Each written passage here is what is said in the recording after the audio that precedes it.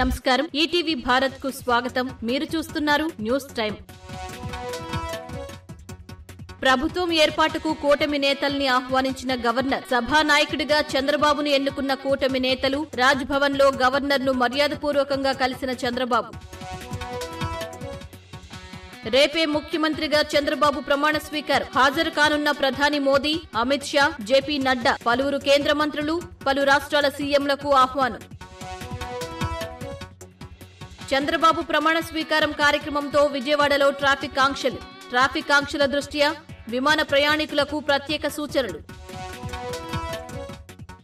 విజయవాడ ఏ convention లో కూటమి శాసనసభాపక్ష సమావేశం. సభానాయకుడిగా చంద్రబాబు పేరును ప్రతిపాదించిన పవన్, బలపరిచిన దగ్గుబాటి పురంధేశ్వరి. ప్రజలు ఇచ్చిన తీర్పును నిలబెట్టుకోవాల్సిన బాధ్యత ఉంది. తప్పు చేసిన వారిని క్షమిస్తే అదే అలవాటవుతుందన్న చంద్రబాబు, సీఎం వస్తే ప్రజలకు ఇబ్బంది కలగకూడదని వెల్లడి. ఈఏపీ సెట్ ఫలితాల విడుదల. ఇంజనీరింగ్ లో 75.51, అగ్రికల్చర్ లో 87.11% అర్హత. ఇంజనీరింగ్ లో జిష్ణు సాయి, అగ్రికల్చర్ లో శ్రీశాంత్ రెడ్డిలకు మొదటి ర్యాంకులు. నీట్ పేపర్ లీకేజీపై సుప్రీంకోర్టులో విచారణ.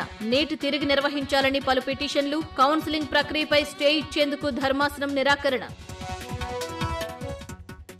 విద్యుత్ కొనుగోళ్లలో కేసీఆర్ సహా 25 మందికి నోటీసులు. జూన్ 15 వరకు వివరణ ఇవ్వాలన్న జస్టిస్ ఎల్ నరసింహారెడ్డి. జులై 30 వరకు సమయం కోరిన కేసీఆర్.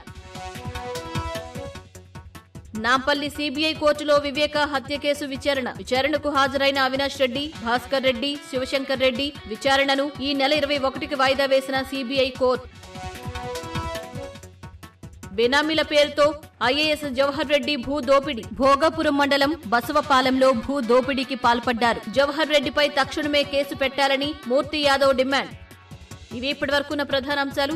మరిన్ని తాజా అప్డేట్స్ కోసం www.etvbharat.com వెబ్సైట్ ను సందర్శించండి.